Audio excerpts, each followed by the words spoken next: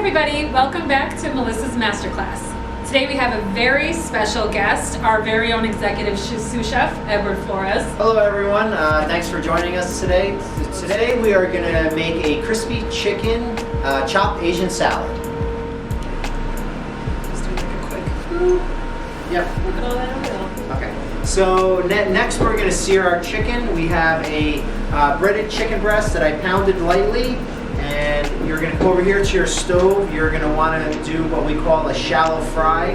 So it's enough oil to cover the chicken halfway up, not over. That's why it's called a shallow fry, because you're not covering the actual item that you were searing. So we're going to come over here, a quick test. As soon as you start to hear a little sizzle, you're good to go to drop your chicken. So now I'm going to drop my chicken, and always drop your chicken and oil away from you, because if you drop it towards you, you have the potential of getting oil on you, and you don't want to get burned by hot oil. So Chef, seeing that you have a nice breaded chicken here, what did you do for your breading procedure on this piece of chicken? So there is actually a standard breading procedure, and what it is, it's flour, egg, and breadcrumb. And you can season them any way you want. Since I am doing an Asian style salad, I season my flour and my breadcrumbs with some granulated garlic, some onion powder, and some ginger and salt and pepper. So then you take your chicken and then you want to dip it in your flour. Here, I'll use this vehicle here. You want to dip it in your flour, then your egg, and then your breadcrumbs. And then this should be your final product here. And I noticed that this breadcrumb looks a little bit chunkier. Is this different from like a standard breadcrumb? It is. So I used a Japanese breadcrumb called panko. Nice. So here we're just going to brown our chicken a little bit more. As far as it goes, so just be a little patient. Okay, we're going to flip it over. We're going to brown the other side, and then we are going to finish it in the oven. So now that we brown the chicken on both sides, we are going to take the chicken and we're going to put it on a sheet tray, and the chef is going to pop it in the oven for me. And we're going to put it on for about 5-minute timer, and that should cook the chicken all the way through. But we are going to definitely check the chicken when it comes out of the oven with the thermometer. You can pick these up at a dollar store, Target, but this is definitely what you want to use to make sure that your chicken is fully cooked. And what temperature is fully cooked on chicken? Chicken is 165, chef. Perfect. Okay. So then while that's happening, we are going to brown our bok choy.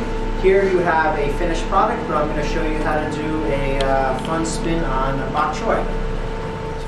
So next we're going to sear our bok choy. We're going to add, as soon as you hear a little bit of sizzle, you should be good to go.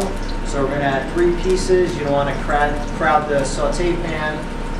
And then we're just going to lightly brown it on each side. So you're not going for a fully cooked bok choy? Not for a full cook. No, I want to leave it still crunchy to go along with the other ingredients. Texture. Exactly. Yep, and keep the nice, green color.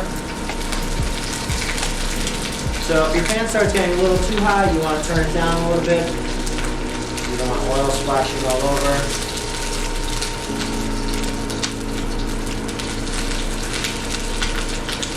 And then we'll check the chicken in just a second while this is cooking. While this is browning in the pan, I turn down the flame so we have some time to check our chicken. Chef's going to pull out the chicken for me, turn on my thermometer, I'm going to check it. Perfect. 164, so with the carryover cooking, it'll reach above 165, so we are good to go. So we're going to put that on the side, finish browning our bok choy.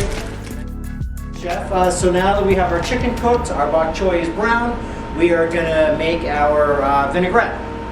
So basic vinaigrette is a 2-to-1 ratio. So here I have sesame oil, I have regular canola oil, I have tamari sauce, which is gluten-free, and I have rice wine vinegar. And the 2-to-1 ratio, yes, is chef. that 2 oil to 1 vinegar, 1 vinegar to 2 oil? 2 oil to 1 vinegar. Okay. 2 oil to 1 vinegar. So we're going to And I know a lot of times you see recipes where maybe they have a fruit juice added, or That is true, or Chef. herbs or things like that, do you take away from one or the other if you're adding something different to the recipe? So you would, and again, it's all interpretation vinaigrettes, but to answer your question, yes, you would take away from the vinegar, because some vinegars, like rice wine vinegar, which I'm using, has a sweet overtone to it. So you'd probably take away from the vinegar and then adjust all of it at the end, Chef. So we're going to make our vinaigrette here. And this is not an emulsified vinaigrette, it's just a simple vinaigrette, little seasoning. And then also I made a base of scallion, ginger, and garlic, and this is going to give it a nice ginger and garlic profile. So we're going to add about a tablespoon of that in there, and then we're going to add some scallion. And then we're going to whisk that together. And then there's our vinaigrette that's ready to go. And then we're going to start putting our salad together. So here we have all of our salad components, and again, you can add, you can take away, but this is what I'm making for you guys today. So we have Napa cabbage, which I'll start putting in the bowl, building my salad. So we have some Napa cabbage, and again, you can add as much as you want or as little. It all depends on your taste. This is red cabbage, so we're going to add a little bit of that for color and texture. Here I have red bell pepper that we're going to add, and again, this is good for crunch, color. And then we have some green beans. We're going to add that. And then also, before we came on, I roasted some oyster mushrooms, and it's just a simple garlic, ginger, oil, roast them in the oven at 350 for about 10 minutes. So then you utilized your puree for your... I did. Yep, and I tossed my mushrooms in, so it was like kind of like 2 for 1. And then we're going to add some carrots for crunch, some radish, and also radish, just be aware that it is they're a bit spicy, so you can add as much as you want or as little, or you don't have to add any. Some people don't like that peppery crunch or punch of the radish. So then I have my salad built here, and then we're going to add our vinaigrette. Simply just add some, and this is just to coat the salad, and then we're going to reserve some for the top of the salad. There we go. And we're going to toss the salad here. Now we have our salad mix, so I'm going to place this in the bowl here.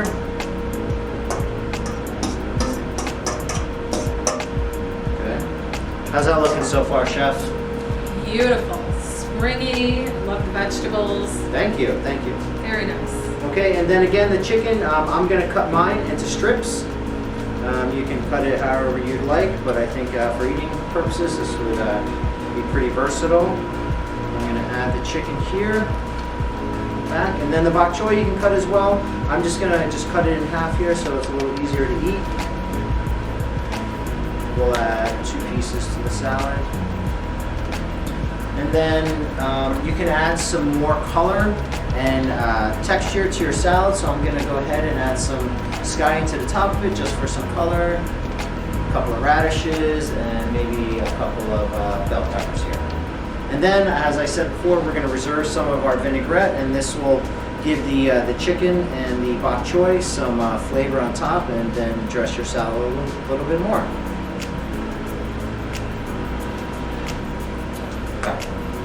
And here you have it. So this is my crispy chicken chopped Asian salad. Well, thank you guys for joining us today, and thank you, Chef, for visiting. Well, thank you for having me. It's been a lot of fun. Thank you. And if you heart cooking, we heart cooking.